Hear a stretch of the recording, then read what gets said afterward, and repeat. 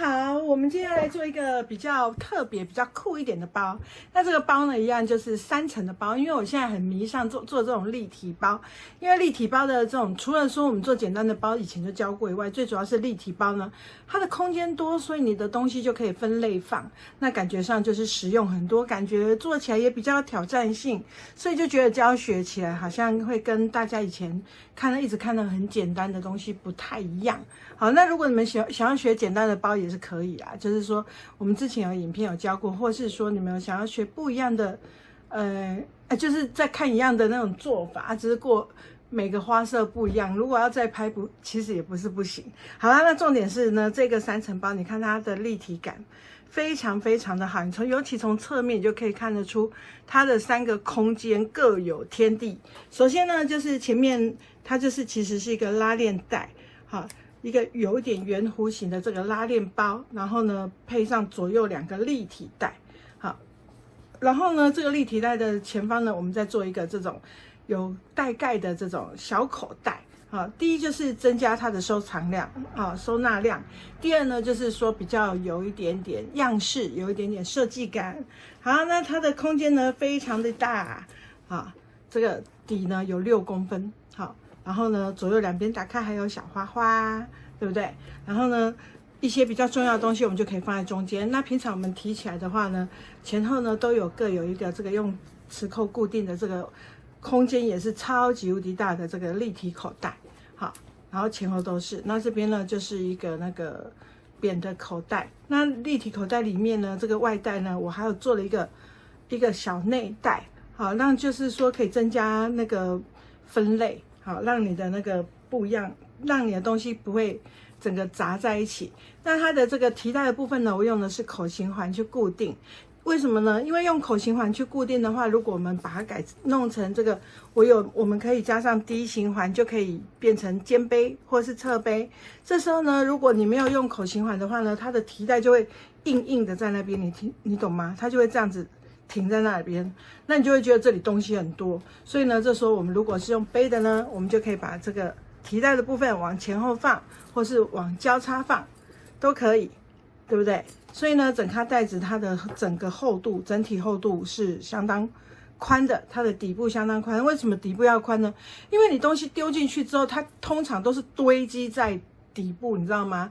所以如果你是做那种很扁的袋子，你会觉得你的收纳空间不太够，或是找东西不太好找，因为你的东西会像这样子堆叠上去。那如果你是底部比较宽的，你的东西就可以比较平衡的去放在各个部位的时候，你手进去拿，你会比较好找到东西。更何况这个包它本身收纳空间就大，所以呢，你就空间多的话，你就比较不用怕找不到东西。好，那它的容量有的大小呢，我们看一下，它长夹是超级好放的。好，像这样我们一般的这种长夹放进去就是绝对没问题，前后都可以放。那还有这个像我自己做的这个方形的这个包包超无敌好用，里面有就是放一些什么有的没的，然后呢我们就可以放在前面啦，比较常用的。那这是卫生纸跟我的生理用品啊，我们就可以放另外一边，反正随便你放，因为洞太多了。然后这是卡夹，好，我会随身携带这种卡夹，然后你就可以放在内侧的这一层。或是说你觉得它比较重要的话，你也可以放在跟钱包放在一起。还有你的手机啊，平常你要手上随便拿，你就可以放前面。然后呢，我们还有这种卫生纸啊什么的，我们就可以看你要放在这里，好，比较常拿的地方，还是要放在里面。反正它空间就超多，爱怎么放怎么放。然后还有钥匙，好，就是你放一大堆东西之后，这个袋子基本上是不会变形的。就是说因为它的底部很宽，所以它很难说，因为你放了很多东西，它就导致于说它的形状就变成鼓鼓的，或者是怪怪的，或者像是异形住在里面的感觉，有没有？它就整开还是非常非常的好用。所以呢，我们今天就要来做这一个包。那它难不难呢？只有一点点的难度而已哈。就是说它比较特别的是它应该说版型对我来说是比较有难度的。那做法呢，就是要注意一下就好。好。来，我们来做这一咖。那我现在来跟你们讲它的材料，我喝个水。好，我们来喝个水之后呢，我们就来看一下我们的材料。首先呢，你要有一条拉链，因为有拉链包嘛，所以我们叫拉链。然后还有一个活动肩带，我已经先车好了。那活动肩带的做法呢，我们曾经有一篇专门教这个的，可以另外去看，才不会浪费太多时间。还有这个手提带的部分，我也是先车起来。那这个提带怎么车呢？我等一下我有留一条，我留那一条不知道跑哪去，等一下找一下，教大家怎么车这个，这很简单啦。然后呢，还有带盖，好。就是外面小口袋的口袋跟带盖，然后还有他们的这个拉链口部，好，表里部要各2片，还有它的这个拉链带的这个侧边部，好，然后还有这个是里带，然后这个就是那个圆弧的这个拉链带的身体，然后呢，这个那个D形环要固定D形环的那个带子。我会建议这种杂七杂八的都先车起来，接下来就是里部。那这个的比较特别是它的表部跟里部呢，它的那个什么鬼啊，版型不一样。好，你会看到表部呢很像一只那个红鱼，哈哈，有点像吧。然后呢，这个里部呢就不一样了，我就做剪接呢。为什么呢？因为在这个如果我表部跟里部的做法是一样的话，这边有一个剪接线，里部的话呢，你这个磁扣就不好固定哦。因为我之前有做第一咖的时候，我是表里部呢版型用一样，发现不是紧特懂，所以我就把版型给改了，让它更符合我们的需求。好，我们这样子看完之后呢，我们就要来开始车这些里里扣扣的东西，开始车哦哈。那首先呢，我们要这2片是就不用理它们没什么事。我们要从其他里里扣扣的车，那就是提带的话，我们车完了，我刚刚车完了。然后那个活动背带我们也车完了，接下来我们就把这个 D 形环带，好，把它车起来。那我们在车的时候呢，我们贴了布衬之后，就是顺便把这个地方熨烫起来，然后呢把它对折好，我们就可以车了。那你可以贴一边，也可以贴2边，看你喜欢的挺度。然后就这样，给它掐起来，对折起来，压4周，来夹这一半。当然我版型呢会画适当的这个长度啊，但是其实我自己的话呢，我都是车一条长长的，然后再来把它剪成1半，好，大概像这样子长度就够用。好，那我们就是可以先把它固定起来，先把 D 形环固定起来，免得等一下忘记放。我跟你讲，你不要以为不太会，我跟你讲，忘记放的几率非常高。好，即使我常常车带子呢，我也是会常忘记放这些配件的部分。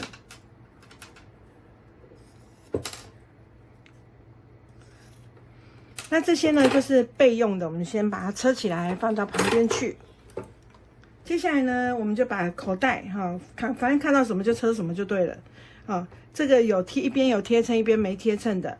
那我是在我们的版型上面呢是写这里折双，然后里部2片上面要车。那如果你们布料裁剪的方法对的话，你也可以跟我一样哦，上面折双，这样你就可以少车一条线。好，然后呢，我们就把它，我今天有点烧香，我也不知道为什么，就突然早上起来就有点烧香。然后呢，上面压线之后，我们就可以把这个里带呢固定在这一片里带身上面，把它车好。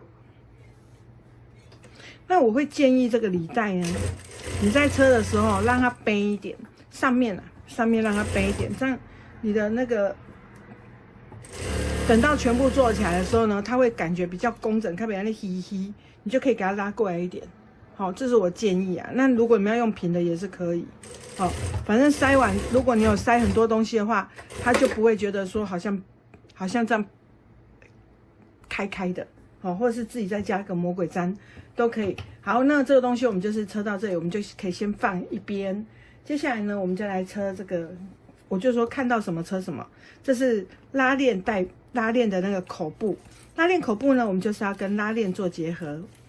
好，不一开叫拉链口部对吧？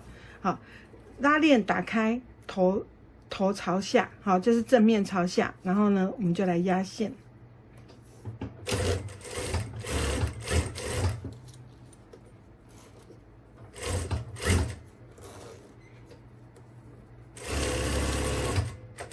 然后另外一边也是一样，来给它压线压起来。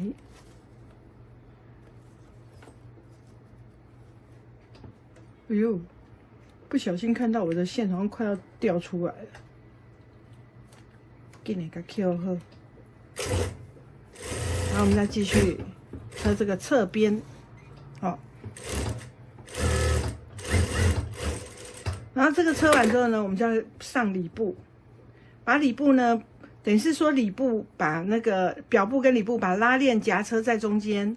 那如果你要三块一起车也不是不行，但是我觉得没有比较好车，而且你还要在那边一直别那个珠针，好，或者是弄强力夹，好，那我觉得那倒不如就是把它车2道好了，还比较省事。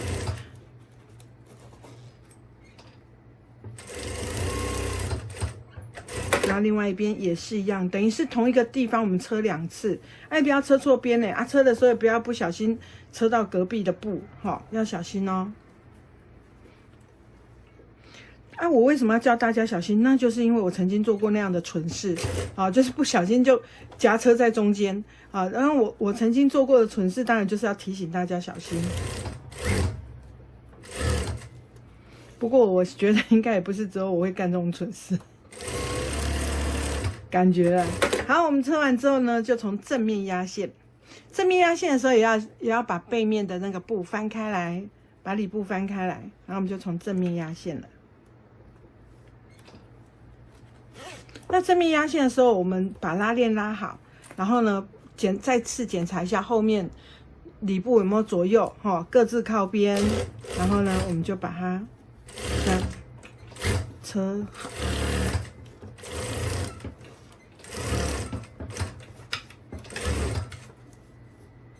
刚这边好像没车好，有点跑出去，假装没看到。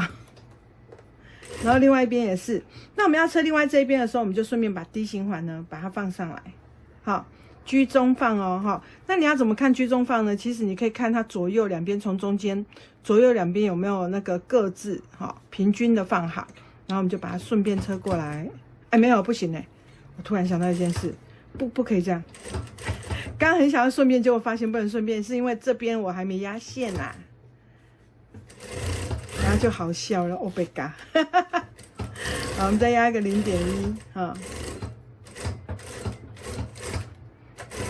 好，这时候呢，就真的可以从中间车过来了。好，我们就把我从这里好了，好，从中间这里把它放正中，好，然后再把它车起来，那这时候这一边的侧面我们就可以顺便车。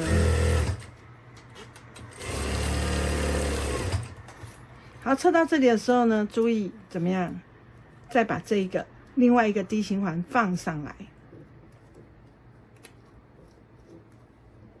好，一样要居中哦，哈。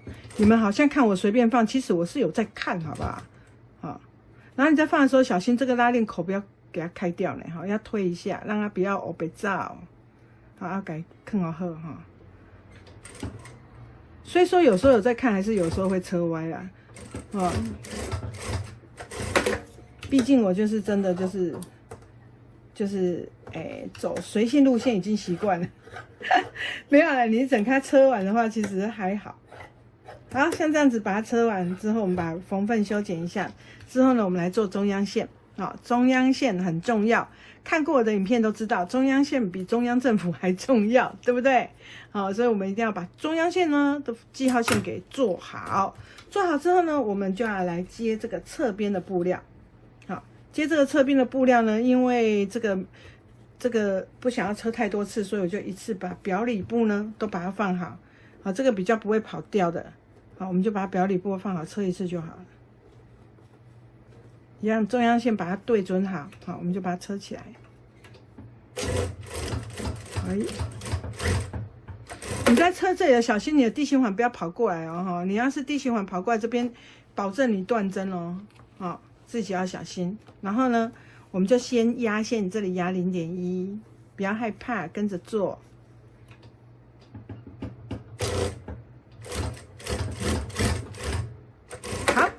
这个时候呢，我们这个拉链的这个侧边带呢，我们的准备工作完成，就可以先放到一边去。接下来我们来车这个带盖。就我说，从这些离离扣扣的东西，我们先做哈，做完之后我们再组合就很快。那我就是为了不要让整咖袋子花花的看不到重点，所以我就加了一个布标。那如果你有买材料包的话呢，当然也会附上我们独有的布标。好，这个图案是我设计的，个人觉得挺美的，蛮有质感的。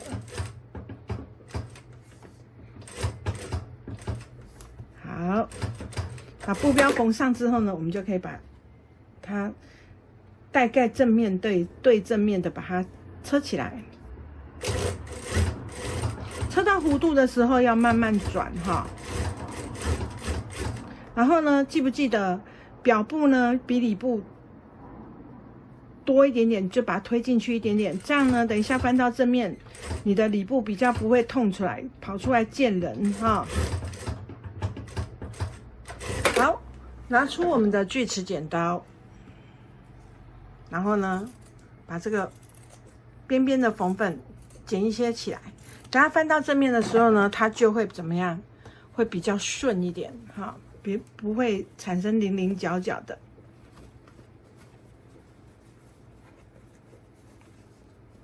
接下来我们再从正面呢，把它压线压起来。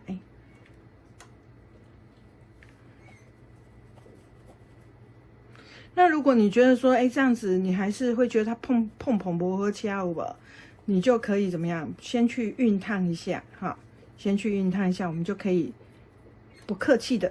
大胆的给它车下去。那我选的这块布是日本棉麻布料哈，它的花非常的有艺术感。说实在，一开始我觉得说，这个图案呢，不是那么的好驾驭哈，好像只能车简单的包。那事实上呢，我做这几咖，因为我做不同颜色，真的做起来相当好看，所以就是蛮开心的。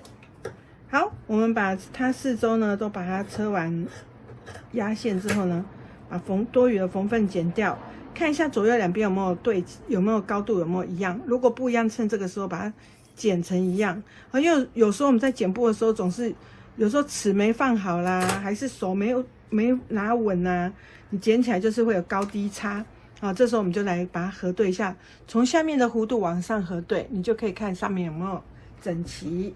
接下来我们来车它的带身，这个小口袋的带身。那小口袋的带身呢，我们的那个反口在下方，所以我们就是留一个反口。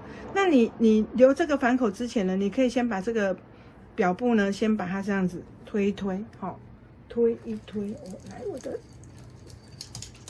其实我很少用其他的工具但是这个滚轮骨笔真的是我的爱，把它推一推，让它有一点折起来，等一下我会比较好车哈。好，我们这里要留一个反口然后就慢慢的车过来。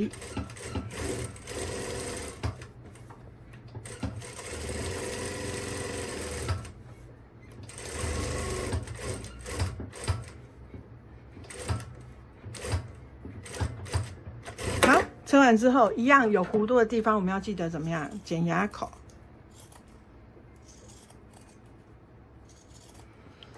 剪完牙口，还有一个地方要剪，就是这个直角的部分，把多余的缝缝给剪掉。这时候我们再来把它翻到正面来，我反口底下开，我底下冰点面，我那是给它怪怪。好，那我们直角的地方呢，要把它怎么样折好之后再翻到正面，手指头压好，我们再把它翻到正面。好，压好之后，像这样翻到正面来，好，你的角度就不会太丑就算了，还太丑，那就蛮不准的。好，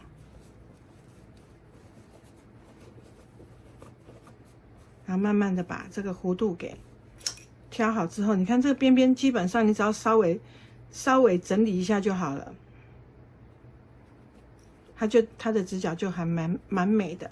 那记不记得我们刚才有用这边滚轮骨笔在那边推，就是在推这里，你看现在这里你不用烫，它也还蛮平的，对不对？你就省了那个在那边折的那个工，然后我们就要来把它固定到我们的这个表布上。那我们固定到表布上的时候呢，我的球都不起啊，哪呢？我的球，请你回来吧！哎呦，来，我们固定在适当位置。那适当位置呢，就是你觉得 OK 的位。如果你是自己打板的话，当然就是看你想要车在哪一个位置。那因为我是自己画这个版型的，对不对？我就知道是什么位置，我就不用在那边量。那你们就可以，如果有买我的材料包的，里面有版型，自己看一下。好，该车到哪里？该车到哪里呢？你们就把它的线画好，然后呢，把它对好去车。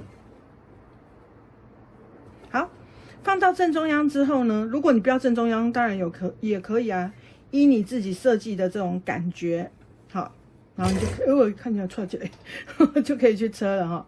然后呢，好，我们就来把它车一圈。其实我有时候都还蛮随性化的，所以我做了3、4卡，那个袋子有点高高低低，差了1公分的感觉。不过摩擦，哦，因为我们不是被特意工厂交货还是什么的，我们是自己做，然后觉得它功能性很好，我们自己用或是送给朋友。都非常棒哦，给家人、给朋友都，这是一卡非常适合出游购物的好包。然后我们就把它压线压上来就好。你看，刚是因为我有多了那个滚龙骨笔的那个，给它刷一刷嘛，我在车就相当的好车。好，车完这个之后呢，我们就把我们的带盖放到它的上方来，放到它的上面来，然后呢。一样中央线要把它对好，好，两边要平均。那像我这个是怎么看中央线呢？其实这个的话，我是看它左右突出去的那个距离，好，有没有刚好？有刚好的话，我就车了，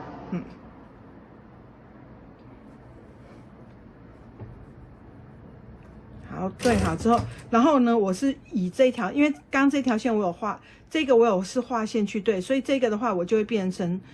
这条线我去对这一条线，这样我就不用画很多线，好，我大概都是用这样的方式去车，所以就不会画的那个布上面东西刷。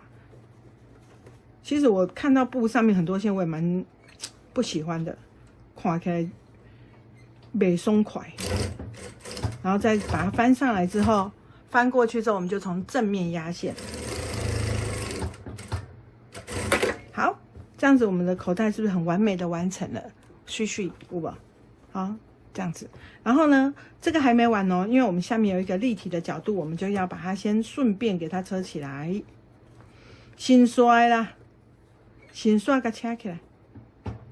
那记得车到这个尾端的时候，你要一直给它车到最尾，再去回针，哈，这样你的这个尖端才不会产生小酒窝，哈，变得有一个洞，哈。有酒窝在脸上是很可爱的啊，在袋子上就有点怪哈，所以我们就是把它车好。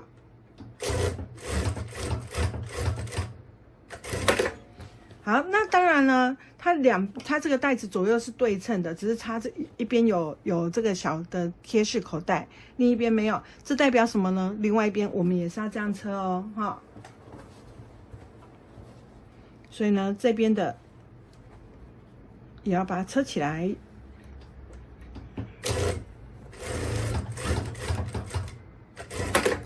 我发现现在很多人啊，就是喜欢看那种短的影片哈。他们喜欢看短的影片呢，有时候像我这样教学啊，就会觉得影片非常的长啊。也要谢谢大家有耐心这样看啊。但是就是现在大家都习惯看那种很短的影片啊，我觉得也不是什么很好的现象，因为据说那种短的刺激短的影片啊。是流行的趋势没错，但是也会造成我们在一些细节上无法去做思考哈，所以其实大家可以去想一想说，那个有时候哈，还是偶尔看一下那种纸本的书哈，因为电子书的话有时候比较看熊把揪嘛哈，还是看一些比较长的影片，比如我的频道没有来看一下。我是真的有感而发啦，就觉得说现在太多人都习惯那种很快速的快乐，有没有？少了那种深层的这种思考，有时候觉得比较可惜一点。也不是说他们就都不好啦，因为偶尔我也会看一下，觉得还蛮欢乐的。但是我不会花很多时间一直在刷那些短的那些那些影片，然后看看笑笑，然后就没有了，没有什么得到那种感觉。好，那里部呢？这个里部呢也是会有4个这样子的角，我们也是都要车哦，好，那我们就是得到这个，我们目前呢车到这个他们咱们的时候呢，就是已经把一些可以车的地方都车起来了。接下来我们就要开始组合咯。好，那我们要组合的时候呢，我们就先把我们这个很像背心的东西呢，我们先给它放到一边。好，我们先这个是比较后面，我们再来车。我们先来车这个拉链带的部分，把这个也都拿走，这个都最后才会用到。介绍，这个都最后才会用到，先给它可以去边啊。桌面看起来比较干净，有没有？我们先来车这个，这蛮行。先来车这个拉链带的部分。那这拉链带的部分呢，它是一个像这样子哈，像旭日东升的这个的这个弧度哈。那我们就是要开始车它的话，我们因为它是弧度，它是直线，所以呢，我们先剪一下牙口，这样你会比较好车一点。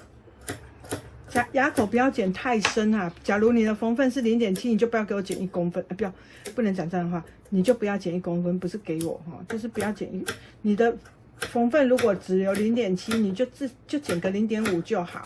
好啊，如果你的缝分是1公分呢，你可以剪个0.7。好，然后我们就开始车它，那就中央线要对好了，这时候强力夹就给它出洞，好，或是我们的这种珠针呢，就给它出洞，好，把它别过去。这支很好用。因为它扁扁的，有时候你不小心那个车过去也都没关系，它不会 K 到你的那个压角，像这样，然后它又固定的很死，然后把这个拉链先打开，打开的话，这个布就这里就不会很硬，不会很硬有什么好处呢？就是你这里比较好旋转，有没有看到？好，它这里就比较好旋转，然后我们就从大概上来大概3-4公分的地方开始车。那一看到这个你们就知道啦，我最喜欢的2段式车法又来咯。因为如果你接成一整圈去对有时不太好对啊，掐个起心路面个掐不起来而且心里的底下受气，那就不好。所以呢，我们就是用2段式车法，快快乐乐啊。不过我车错了。爱恭维气干不是对这里，不好意思啊。我们通常像这种东西呢，我们都是里部对里部，对不对？这一卡不一样，这一卡是要正面对正面我们通常是正面对正面啦，那这一卡偏偏就是那种正面要跟正面刚好放在一起用。爱恭维讲到真正弄回去呢。我的中央线是走一对啊，你是中央线吗？真的你是中央线的，好，中央线把它放好，再一次啊，我们再一次，先把中央线对好，好好笑哦，会以为讲一堆个起来不对，然后呢，这里也把它对好，然后我们就从3-4公分的地方看，所以你要记得，你看我一下子都会车错，你们就不要车错边哈。来，我们这样子把它车起来，好，就是正面跟它的里部呢是放在一起的你就是要正面都可以看到花一下子习惯改不了，就觉得应该要正对正，有没有？但是它就不是。好，我们就慢慢车过来。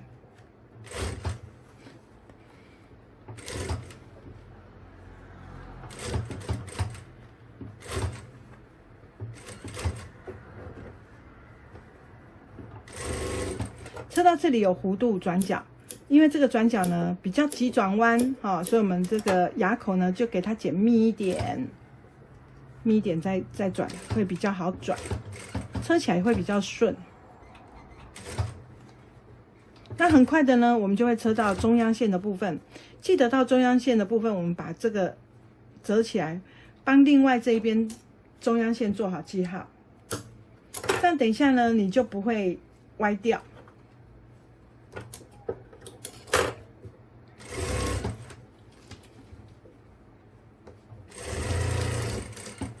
然后又很快到弧度，牙口把它剪起来。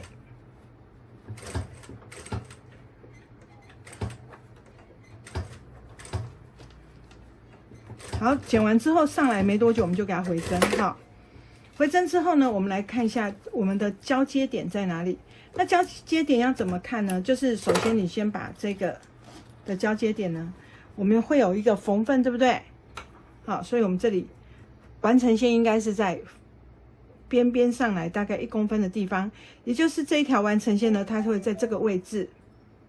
好，等一下啊，刚突然有人打电话给我，只好中断了。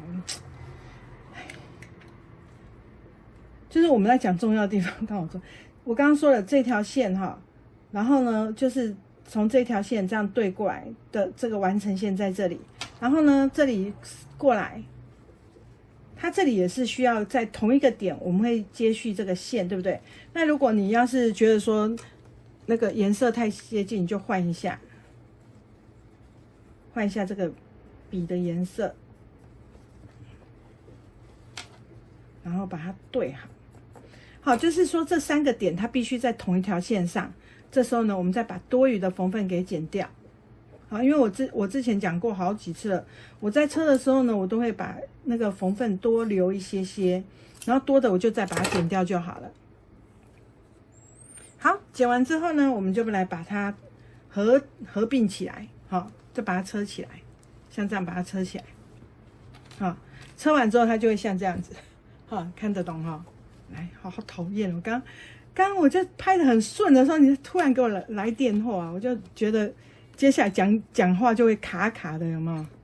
就在烧声啊，跟我卡卡，真正就会觉得那个思绪突然被打断。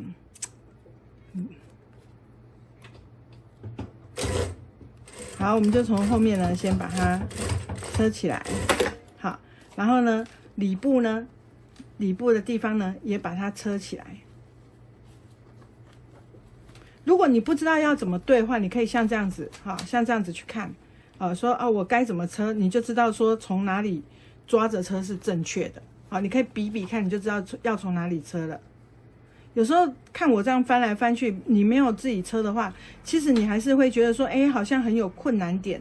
所以不要说一看到影片你就说我不会车，应该是说你要先一边看一边车，然后车看。那如果一边看一边车还不会车的话，你可以用你自己的方式先去摸索，试着车看，之后你再去看影片，你就会得到完全不一样的感觉，你就会看得懂，瞬间啦，你就懂我们在说什么了。好。总而言之呢，我就是要把它接在一起，像这样子。好，然后呢，我们再来压线。左边有压线，右边当然也要压线。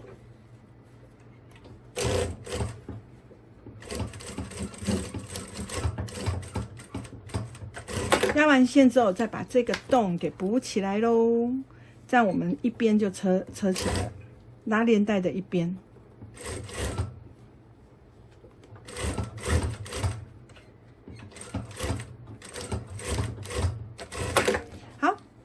拉链带的一圈，我们是把它车起来了之后，我们就把这个开的地方呢，把它缝合。好，等一下我们要车另外一圈呢，另外那一边我们会比较好车。那我会建议大家从正面车哈。我跟你讲，不知道为什么从正面车你都没事，都会很平。你只要从后面车，它就会吃针。可能是因为我们正面呢有贴衬，另外一边没贴衬，它车起来就是送步尺的这个上下呢，如果没有说都拉得刚刚好的话，就会容易吃针。那你这样从正面去压线，它就很平，都不会吃针，都不会皱皱的，很好。接下来呢要干嘛？你们猜？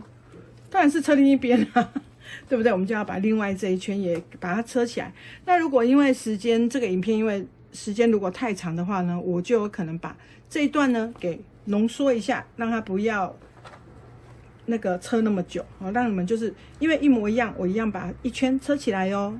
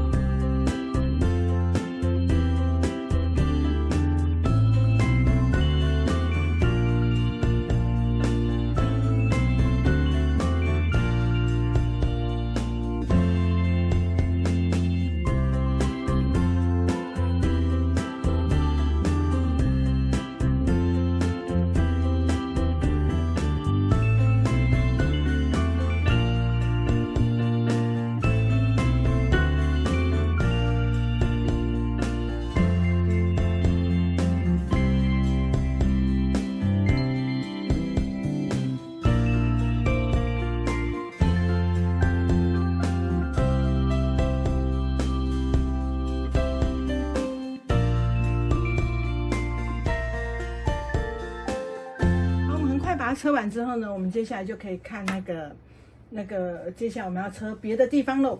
好，我们把刚刚我们这个车到一半的这个背心哦，就是它的外带呢，把它拿出来，我们要来跟这个里布车。那在车里布之前呢，我们记得里布的这个前这个部位，像梯形的这个地方跟像背心的地方，我们要记得放磁扣。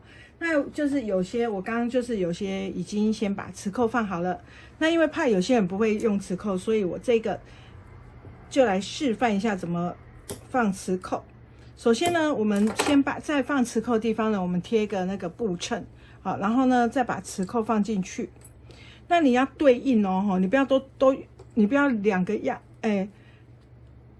要对应的那两个人呢，那两片呢，你用到同一边去，自己要注意一下哈。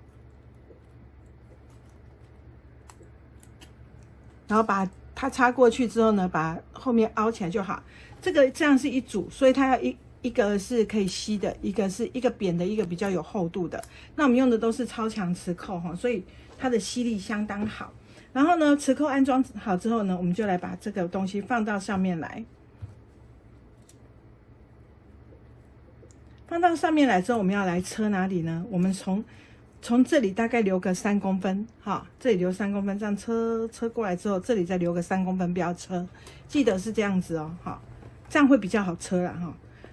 因为我车了很多咖之后，我的任务呢，就是要告诉你们怎样比较好车哈，所以就是发现是这样是最好车，然后完成度比较好，然后做起来比较不会说要害你这样拆来拆去的很痛苦，好，所以呢，我们现在就开始来车这一段，那它就是跟着弧度跑啦。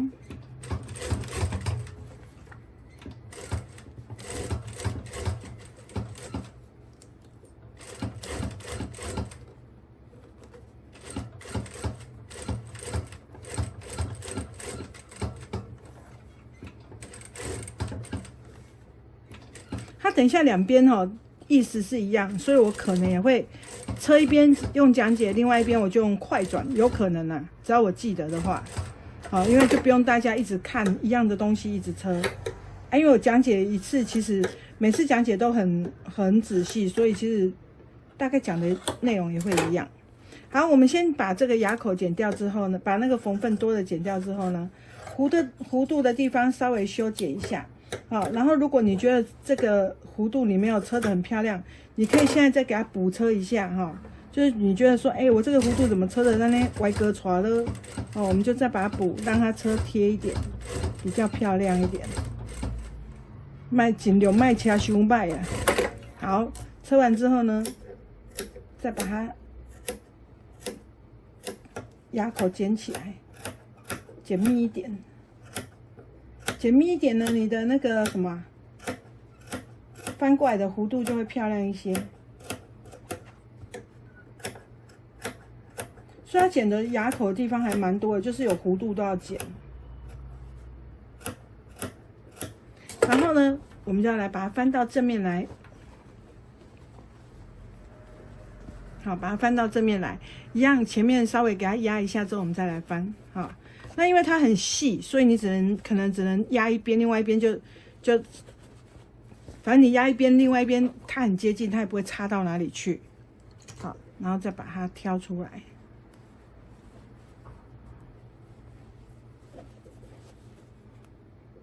这时候如果你想要先去用熨斗烫一烫也是行的。好，就像我们刚刚那个角的地方哈，下巴那个弧度的地方，其实也可以。先把它烫平，我刚忘记了，忘记先把它推一推。好，来这个地方，我们可以把缝份，你可以用熨斗烫哈，你也可以用像这个先推一下都可以。当然是最好是熨斗，因为熨斗的话它比较强而有力嘛。我不知道后来，其实我那只那个蒸汽熨斗，我都一直有陆续在开团，因为它真的太好用了，所以就是只要它有优惠有出来，我就会开团。那要是用那只熨斗，是一下子把一个泥你就烫好了，是真的很好用。那如果像你跟我一样不想要离开这个真车的话，你也是可以用这种去推一推，这种滚轮骨笔推一推，就很想唱那个顽皮，推一推，好，就像这样。然后上面呢，你也可以把它推一推，就是让它那个什么比较扁一点。你等一下要压线会比较好压，因为我们现在它还是平面的哦。等一下我们车完之后，它就会变得很立体，就没有那么的好烫。还是可以烫但是就没有说像现在平的这么好烫嘞。接下来还有一个地方要车，就是这2条长长的，我们要把它对起来，然后车好。所以你要都烫完之后呢，或是像这样子把它处理完之后，你再来把这个车起来。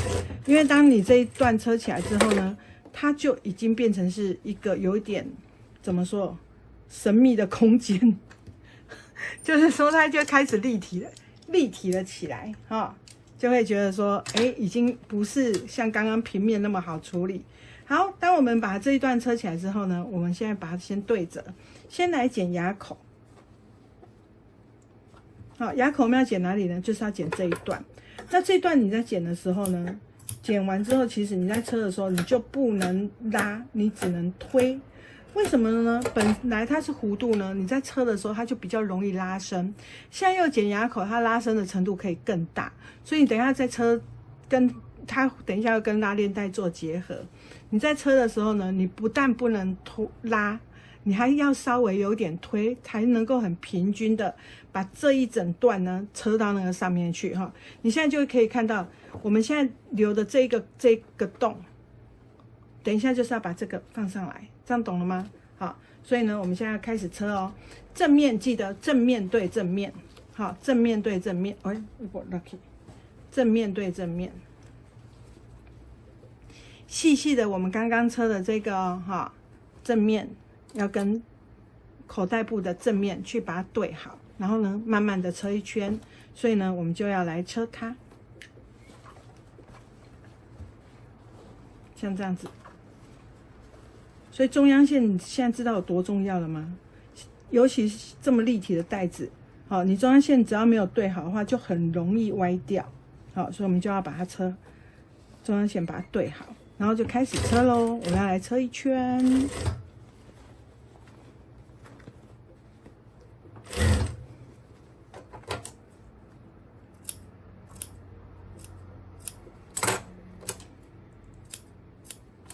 好，车到这里有弧度的地方，一样要剪牙口，会比较好车一点。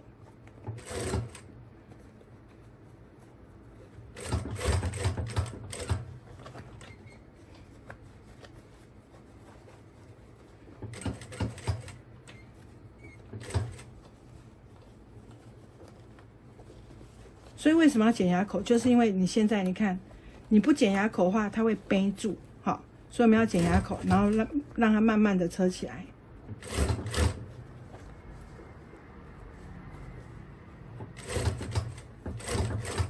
怕车到手的人，请你用锥子像这样用外锥子好，像这样用锥子外，我有那只很漂亮的锥子对不对？锤一下锥子锥子锤起跟它顾，好像我们这个那个可乐牌的这个木头的锥子很美整个弧度超好看的，我们就可以拿它。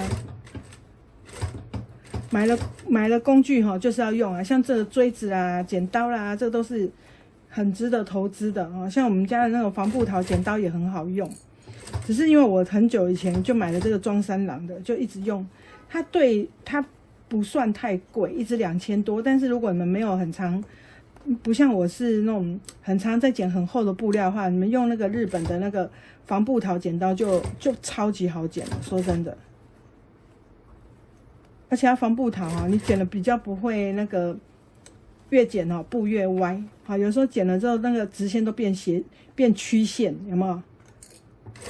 好，我们就来这样子，像这样把它推好然后呢把它车好。那小心就是不要车到里面的厚度。那这个时候我们也可以牙口先剪了。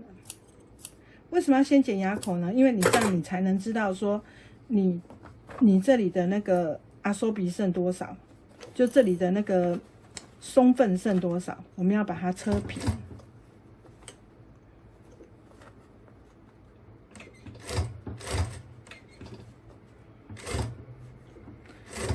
那看起来看起来是不是感觉上有点难车？其实它就是你只要想办法把它固定上去，都阿比安诺枪固在里啊，就是说把它平平安安的车上去就好了。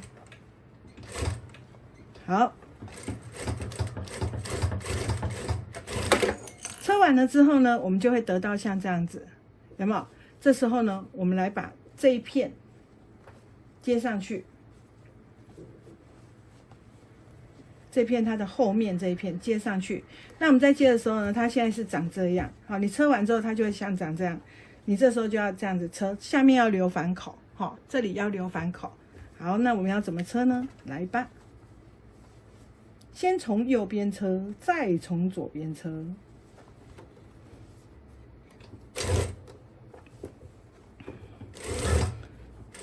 车到这里的时候会遇到这个缝缝的地方，把它打开。打开的时候把针往下插，来一个急转弯。好，来个转弯之后呢，我们要留反口，对不对？所以我们大概车个3-4公分就可以给它停。接下来呢，右边车完，左边车，左边我们给它翻过来，这边比较好车，对不对？好，再从侧面往下车。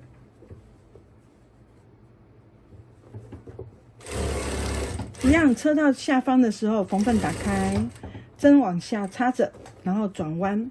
一样，我刚刚说什么？要留反口，所以我们再车个3-4公分之后，回针，好，然后我们就会得到一个反口，然后就可以把它们，哦，没有，冷静，上面还有一个洞，左边车完右边车完，左边车，左边车完，上边车，哈，然后中央线把它对好。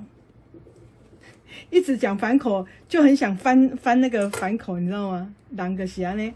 好，然后呢，我们这里呢要把这个上面这个洞补起来，因为呢它有点跑到侧边来，所以我们把它翻上来之后，好，把它像这样子翻过来之后，就从这边一直慢慢的车过去。这样会很难吗？还可以接受吧？毕竟你们之前都做过那个很多奇奇怪怪的那种样式的包了，对不对？大家就可以来挑战一下不一样的那个包款，然后来尝试一下不一样的做法。做完之后呢，你就会发现你的干乎进步啊，你就会觉得很开心哦，对不对？来，再一次，钢线给我开。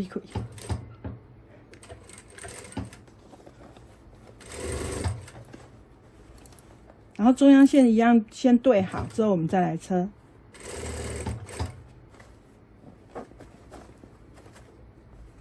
其实我一开始在车的时候，我很怕说这卡到最后很立体的时候，你们会看不到我车的那个位置在哪里，因为它这一面你还勉强就是说我还可以把它往下压。等一下车另外一边的时候就会看看不，但是呢，其实做法都一模一样哦，所以如果你们等一下那一面我可能会用快转，那如果用快转，你们不用担心说你们为什么说好像车起来好像那个，其实做法都一模一样，就是记得车完那一圈之后，右边车、左边车、上面车，车完之后呢，我们再从反口，好，剪牙口剪完之后。从反口这里把它拉上来，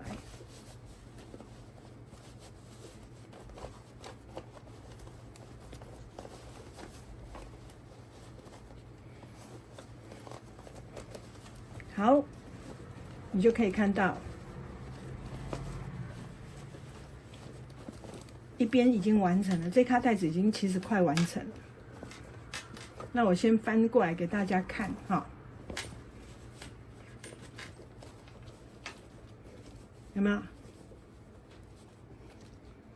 这边，然后我先把拉链拉起来，你们就可以看完说这里已经完成了，对不对？那我们就可以把这个里带的部分呢，把它拿出来，然后把反口没什么问题之后，我们就要把反口车起来有问题当然你就要赶快去修改没问题我们就把这个履带的这个反口掐起来。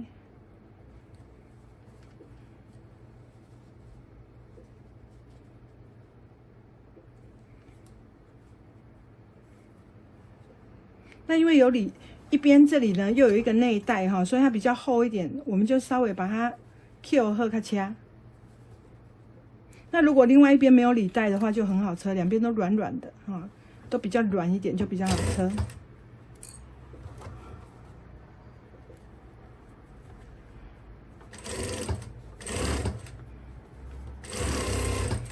好了，然后呢把这个履带塞进去。我们还要做一件事，我们还要压线。好像这样子，虽然它的那个版型不一样呢，但是它结合起来是刚刚好，有没有很厉害？所以呢，我们现在接下来我们就来压上面这一圈带口的这个线。那我们在压这个带口的时候呢，以前我都会翻到那个里面去压，就是让那个正面在里面，有没有？但是其实这一它太立体了，不是很好翻，所以我们就直接从正面压线就直接这样子压然后就要边来有一点翻的感觉，但是你们不要太紧张，看起来好像那个我一直在挤那个布其实我就是只是在压线而已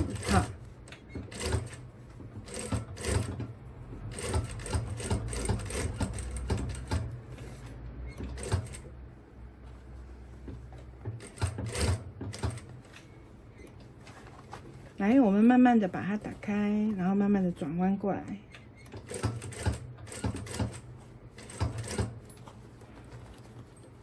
所以为什么刚刚要说要先推呢？因为如果你不先推的话，你看你现在压线多难压对不对？所以如果你有熨斗，可以都去烫一烫，都蛮好的就在我们那时候车好的时候，我们就可以先去把它熨斗烫一烫。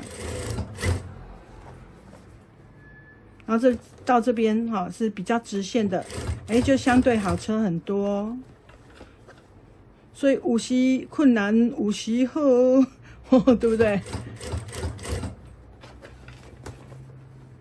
来慢慢车一定可以成功的，但是这卡车起来，我相信大家一定是成就感十足。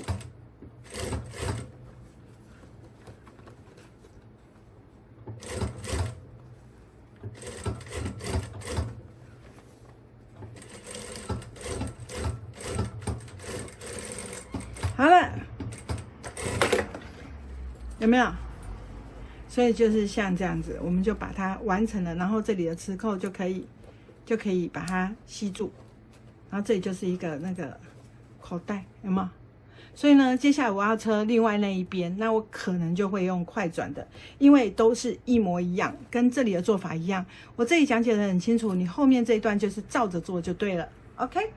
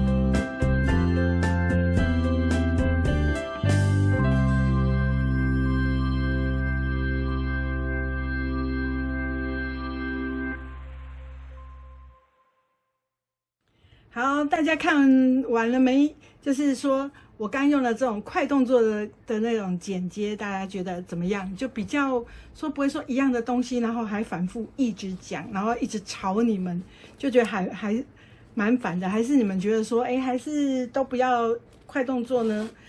欢迎大家可以留言告诉我，我可以做一下参考。但是呢，就是会让我们的影片呢，至少不会那么的冗长啊，因为这做法都一样。好，我们做到这个康展呢，你们就会发现我们里面的反口也车好了，然后这个压线也压好了。那当然，刚快动作，我不知道你们有没有注意到，我刚其实就忘了剪牙口就去车，导致我就要边车边剪牙口。动作就会变得比较 K， 没有那么流畅。所以记得啊，我第一次教的时候呢，告诉你们哪些步骤，因为我自己在车的时候就会忽略到，没有要教，就是没有要讲解的时候就是会有一些地方我就会有点哩哩啦啦的，就自己随性车。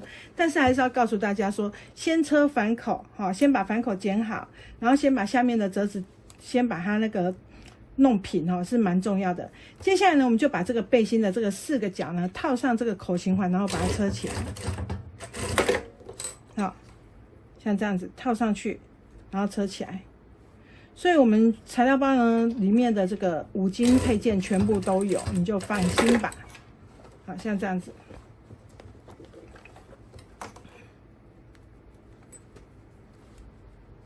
按那个掐起来。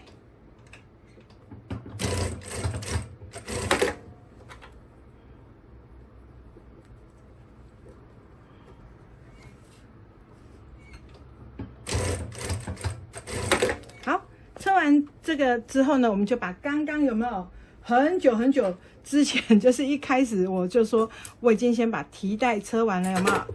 我们就可以来把它放上去了。好，来把提带给放上来，穿到口型环的另外这一边啊就可以了。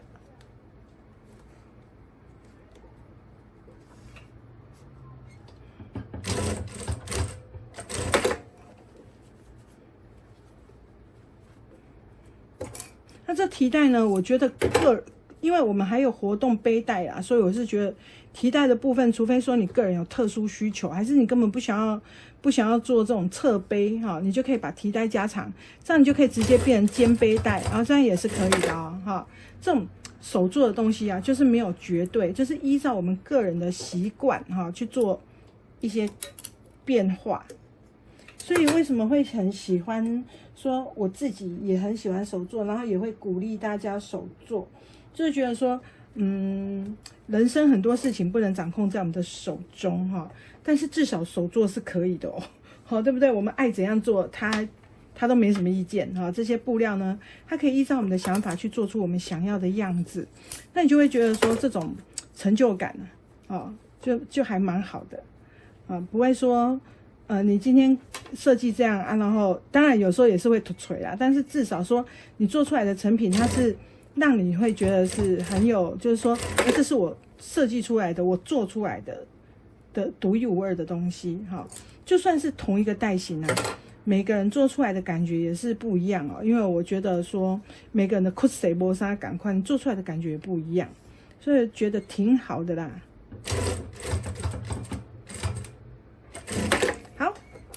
我们这卡带子正式完成是不是很棒？把这个线头剪一剪。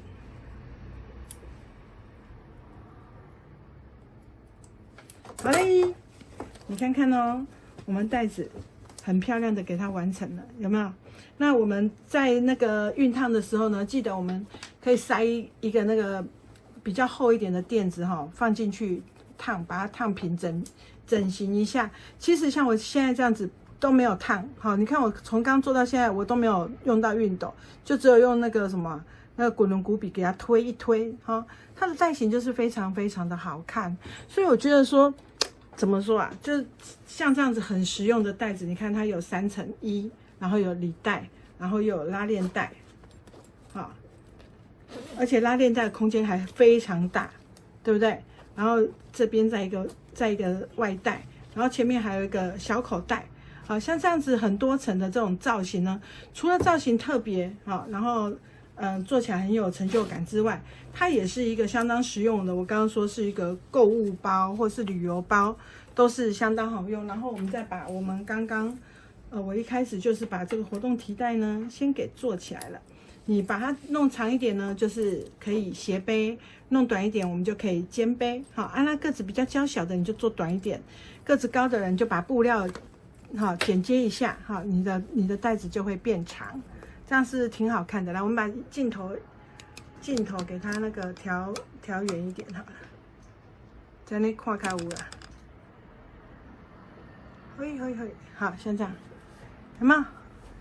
是不是非常非常的好看啊？真的，然后底超厚的，就是很多层。好，这个还可以烫开，好，就会觉得更漂亮。现在就都没有烫就已经很漂亮了，更何况烫完、整形完就会更好看。你们烫的时候哈，里面可以先烫完之后可以里面塞一点东西让它定型，然后到隔天它的样式就会更好看。好，那它有这一色，然后还有为什么就开就当然，我刚刚不是装了一大堆东西吗？那它有比较特殊的颜色，像这种绛眉色，我觉得个人也很漂亮。也觉得是超级美的，因为这种就是有时候像我衣服都穿的比较深色，这就很适合这种穿深色衣服的人，然后看起来比较亮。还有这个秋香黄，秋香黄也是我觉得很特别的一个颜色，就是它不是那种很大众化的色调，但是拿起来气质度很好，就比较日系的。那还有这种最近比较流行的这个绿色系。好，那最近比较流行绿色系，这种绿色就很百搭，啊，它就相当好搭衣服了，也不是搭衣服啊，就是整体的那种感觉，让你觉得有点个性美，然后它又不是那么传统的那种绿，因为它是有点灰绿的，对的，为什么？那当然了，因为我很喜欢棉麻布，所以我又用素面棉麻做一咖，素面棉麻那没拱还是给拱，就是喝款，除了喝款也没有什么别的形容词，然后对不对？一样是那种内容相当丰富，所以呢，这咖包包呢，我自己个人觉得我在设计这个版型的时候，确实花了一点脑筋，然后就觉得做起来的成品幸好是让我觉得相当满意的。所以呢，喜欢的人呢，你也可以自己做做看哦。除了好看以外，它也相当实用，容量非常大的一个好包。所以喜欢的人呢，可以自己做做看哦。好，加油吧，拜拜。